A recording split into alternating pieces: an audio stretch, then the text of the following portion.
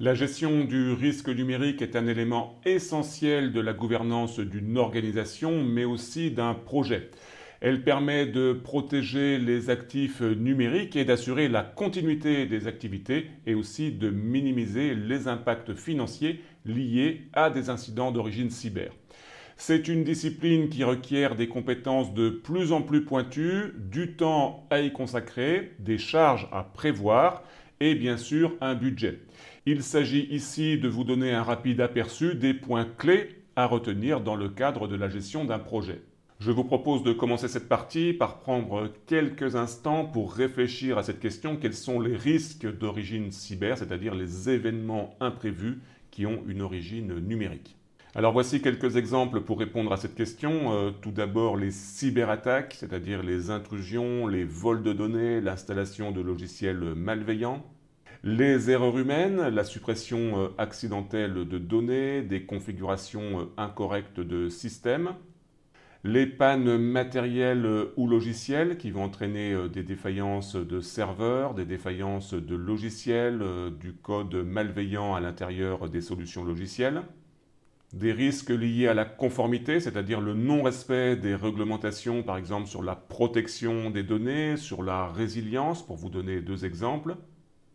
Et puis enfin, pour terminer cette liste non exhaustive, des risques liés aux tiers, c'est-à-dire par exemple la dépendance vis-à-vis de fournisseurs qui peuvent, eux, avoir des vulnérabilités et donc mettre votre projet en difficulté. Comme premier élément de réponse, je vous indique ici le site de l'Agence nationale de sécurité des systèmes d'information avec une partie consacrée à l'intégration de la sécurité dans les projets. Donc je vous invite à aller regarder ce site qui vous parle de deux choses, qui vous parle de l'homologation de sécurité pour un système d'information, singulièrement s'il doit être déployé sur Internet, et puis de la méthode EBIOS Risk Manager pour gérer le risque numérique. Voici donc quelques points clés sur la gestion du risque numérique. Tout d'abord, idéalement, attachez-vous les services d'un responsable de sécurité des systèmes d'information qui pourra se consacrer à votre projet. Vous devrez dans un premier temps définir des objectifs de sécurité, c'est-à-dire quelles sont les exigences de sécurité applicables à votre projet et à son contexte métier. Vous devrez identifier les événements et les sources de risque avec leur vraisemblance de survenue, ce qu'on appelle dans le domaine de la cyber par exemple les surfaces d'attaque. Vous devrez ensuite évaluer la probabilité de survenue de ces événements redoutés, de ces événements d'origine cyber.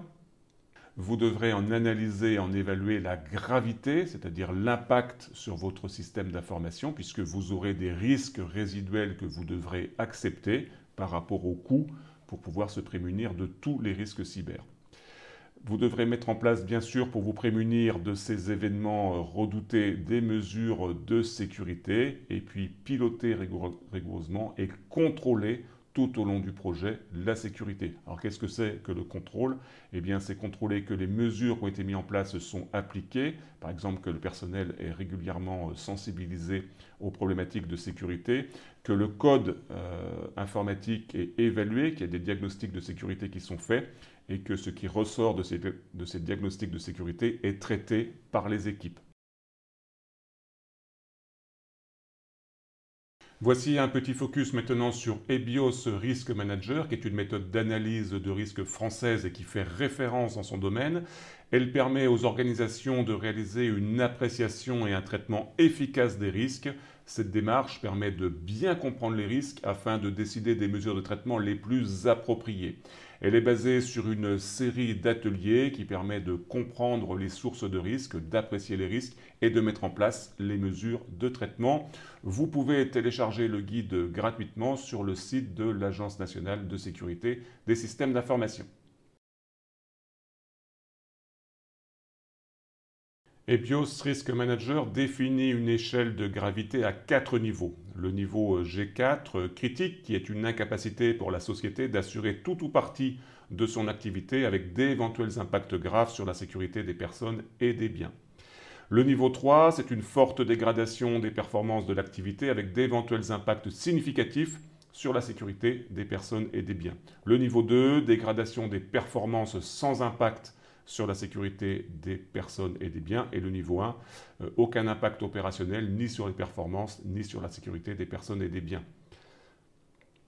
À partir de cette classification, on va ici montrer un exemple d'une société de biotechnologie qui fabrique des vaccins. J'ai repris cet exemple dans le guide EBIOS Risk Manager. Et vous avez ici une classification de gravité selon les impacts par rapport aux événements redoutés, c'est-à-dire au risque, si je prends le premier, perte ou destruction des informations d'études de recherche, avec une classification 3, c'est-à-dire qu'on a des impacts sur la gouvernance de l'organisme, sur les coûts de développement et sur les missions et services de l'organisme. Le document principal à élaborer pour expliquer comment s'organise la sécurité autour du projet est le plan d'assurance sécurité. Voici une structure type d'un plan d'assurance sécurité.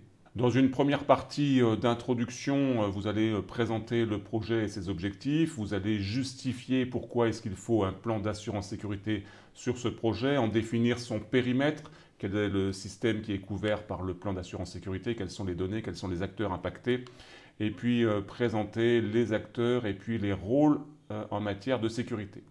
Dans une deuxième partie, vous allez dresser une analyse des risques du projet avec l'identification des différents actifs du projet à protéger, les données, les applications, les infrastructures qui seront utilisées.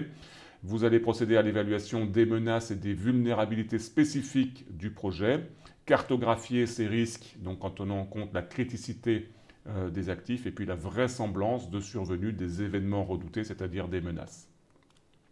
Dans une troisième partie, vous allez présenter les exigences de sécurité avec les objectifs de sécurité et la déclinaison de ces exigences en fonction des différentes phases du projet, développement, test et ensuite le déploiement.